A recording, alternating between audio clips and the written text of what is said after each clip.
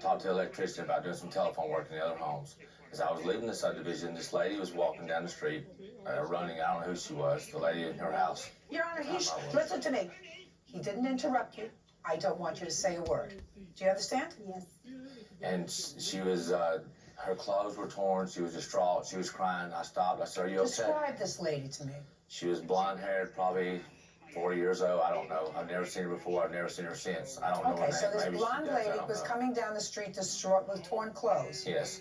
And she had said she'd been in a fight with her boyfriend. And she said, "Well, out here to a hotel." I said, "I certainly will." I said, "Are you okay?" She said, "Yes, I'm okay." She said, "Before I go, will you go back to this house and get my stuff?" I said, "Sure." So we pulled back in the driveway, and we went in the house. There's an unspoken rule. I contracted homes for 20 years, and if the home has a private residence sign, which means someone's closed on the house, they put up a sign that says private residence, and they also change the lock because all the trades have keys to those houses. That's how we get in and do our work.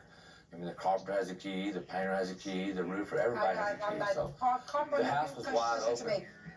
Carpenter and the roofer aren't here. Yeah, but anyway. They weren't in the house. So we went in the house, her house, I guess she said she closed on that day.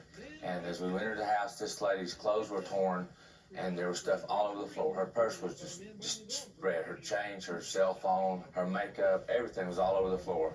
And I was helping her pick it up. When she came to the door, and she came bursting in, yelling and cussing, of course, because she said it was her house. I didn't know who she was. I thought it might have been the lady I was with had the fight. And I did have a black sweatshirt on and an orange shirt, and I gave her my black sweatshirt. I was taking it off. I had it off in my hand. Actually, when she came in, I said, "Put on this shirt, just, I don't know who that is, just put on the shirt." I was helping her get her stuff out of the floor. She came in yelling and cursing, and so I said, "I'm just out of here," because I didn't know who these people were.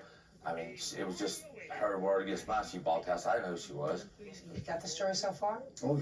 Somebody he never saw before, never saw her again, came running down the street, blonde lady, torn clothes. He went into this house to sort of help her get her stuff together. And also, for some reason, took off his sweatshirt to cover her up. And then this lady came in, and he didn't know whether she was the boyfriend of the lady who had assaulted her. He said he's not sure whether she was the person who assaulted her or not, even though he said that it was the boyfriend. She had had a fight with a boyfriend. And so instead of confronting her, he ran out the back door. Got it? Got it so far. That is right. Well, I tried. Just a minute. That is right. Had you worked in that subdivision? No. So how did you know about all these